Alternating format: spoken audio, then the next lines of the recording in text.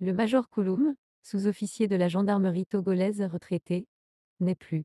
Il est décédé le jeudi 18 juillet 2024, des suites d'une longue maladie. Surnommé le boucher d'Atakpamé, il a été cité dans les rapports des Nations Unies comme l'un des principaux auteurs des crimes qui ont pavé le chemin de l'accession au pouvoir de Fort Gnassingbé B en 2005. Écoutez plutôt quelques extraits du rapport de la mission. Le décès du général Gnassingbé Eyadema, président de la République togolaise, a plongé le pays dans une crise constitutionnelle sans précédent.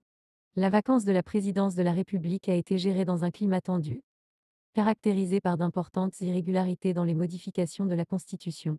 Dans ce contexte troublé, des manifestations de rue ont été organisées pour demander le retour à l'ordre constitutionnel et le respect strict des règles de vacance de la présidence de la République. Certaines manifestations ont été réprimées avec violence.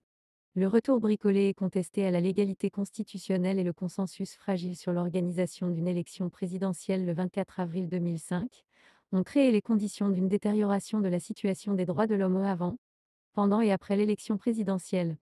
La mission a reçu des informations précises faisant état de nombreuses violations des droits de l'homme caractérisées notamment par des tueries, des rafles, des violences sexuelles, des actes de saccage et des destructions de biens et des incendies de nombreux villages, ainsi que des allégations d'existence de charniers. Les violences se sont multipliées dès le 24 avril 2005, jour du scrutin, avec de nombreux affrontements dans les quartiers d'Atakpamé. Des jeunes de l'opposition ont mené plusieurs actions violentes à la suite de la découverte de nouvelles voitures contenant des urnes pré-remplies de bulletins de vote. Ces urnes interceptées ont été brûlées par les jeunes. La FOSEP a dû intervenir dans plusieurs bureaux de vote pour apaiser la situation. Un groupe de sympathisants de l'opposition aurait tenté de détruire la maison de l'adjoint au maire en raison de son appartenance au parti RPT. L'intervention de la FOSEP a permis de disperser ce groupe.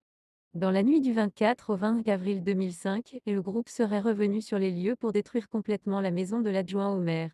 Toujours à Atakpamé, les voitures de deux ministres avaient été brûlées devant le commissariat de police.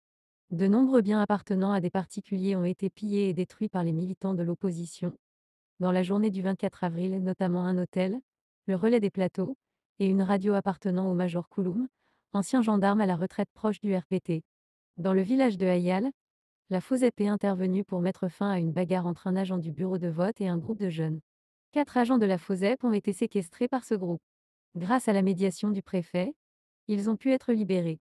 Dans la soirée, des barricades ont été mises en place dans certains faubourgs par des jeunes de l'opposition. Des véhicules qui ramenaient les membres du bureau de vote et les agents de la FOSEP ont été pris à partie par des partisans de la coalition. Le président du bureau de vote a été brûlé vif dans sa voiture avec les urnes. Des jeunes auraient aussi intercepté un véhicule contenant des armes dont des flèches, des pilons de mortier, des coupes-coupes et des machettes. La voiture a été brûlée avec son chauffeur. Les autres occupants de la voiture se sont enfuis, mais ils ont été aussitôt rattrapés et tués par le groupe de jeunes de la coalition. À l'issue de cet incident, des barricades auraient été placées au niveau des routes par des jeunes de l'opposition en vue d'intercepter le major Kouloum, soupçonné d'être l'instigateur des fraudes massives et le meneur des milices. Le 25 avril 2005, des jeunes de l'opposition ont aussi essayé de brûler la préfecture. Les violences se sont accrues le 20 avril 2005, jour de l'annonce provisoire des résultats de l'élection présidentielle donnant la victoire au candidat du RPT. Plusieurs maisons appartenant aux responsables et aux militants du RPT auraient été détruites par les jeunes de la coalition pour montrer leur mécontentement. Vers 14h30, un groupe de jeunes du RPT envoyé par le major Kouloum serait allé affronter les jeunes de l'opposition. Selon les témoignages recueillis, le major Kouloum aurait également fait venir à Atakpamé des renforts armés composés de jeunes d'autres régions, notamment du Nord, pour apporter un soutien aux militants du RPT. Il semblerait que par mégarde les renforts auraient tiré sur leurs propres partisans. En se rendant compte de cette méprise, ce groupe d'appui du RPT aurait commencé à tirer de manière aveugle sur la population et les habitations. D'autres informations communiquées à la mission corroborent l'idée que les renforts armés étaient constitués d'éléments provenant d'autres régions ou localités. Les éléments armés du RPT seraient entrés dans une maison et auraient tué le propriétaire, croyant avoir identifié le responsable politique recherché qu'ils ne connaissaient pas. Conscients de cette nouvelle méprise, les éléments armés seraient retournés sur les lieux et auraient identifié la maison recherchée.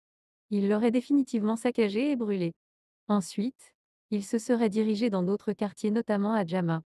Selon les témoins, le siège du RPT à Atakpamé aurait servi de centre de détention et de torture. Les noms des dignitaires du RPT qui ont toujours semé la terreur dans la localité d'Atakpamé et ses environs ont été communiqués à la mission. La plupart des témoins rencontrés ont désigné notamment le major Kouloum comme l'auteur et le meneur des tueries commises dans la préfecture d'Ougou. Il aurait aussi formé et armé les milices. Les informations recoupées par la mission indiquent qu'à la suite de la destruction de son hôtel et de sa radio, le major Kouloum aurait mené des actes de représailles se traduisant notamment par une violence aveugle et extrême contre les responsables, les partisans de l'opposition ainsi que d'autres personnes.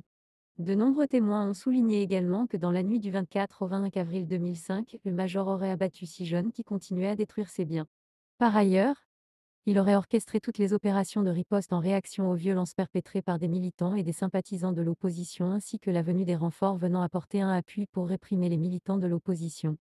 La mission a reçu des informations concordantes permettant de confirmer l'existence d'une réelle stratégie de répression. Des règles d'engagement interdisant l'utilisation des armes par les forces armées et la police avaient été posées. Mais ces règles ont été bafouées à plusieurs reprises. En recoupant les informations, la mission a notamment pris connaissance du fait qu'environ 2500 soldats habillés en civil et armés de coupe-coupe, machettes et gourdins cloutés auraient été regroupés en unités de 200 pour porter un appui aux militants du RPT et mener la répression au cours des manifestations. Les éléments des bérets verts et rouges auraient fait partie de ces effectifs. Par ailleurs, 2500 coupe-coupe auraient été achetés à cet effet par l'armée. Le deuxième dispositif mis en place aurait été constitué par la nomination d'un officier chargé d'encadrer les soldats devant porter un appui aux militants et aux milices du RPT. Cet officier serait encore en service auprès du RPT et de sa milice. Ce dispositif a été mis en place au niveau national et régional. Au niveau régional, les troupes seraient sous le commandement du major Kouloum qui a sémé la terreur dans la préfecture de l'Ogou et ses environs. Que ses œuvres l'accompagnent.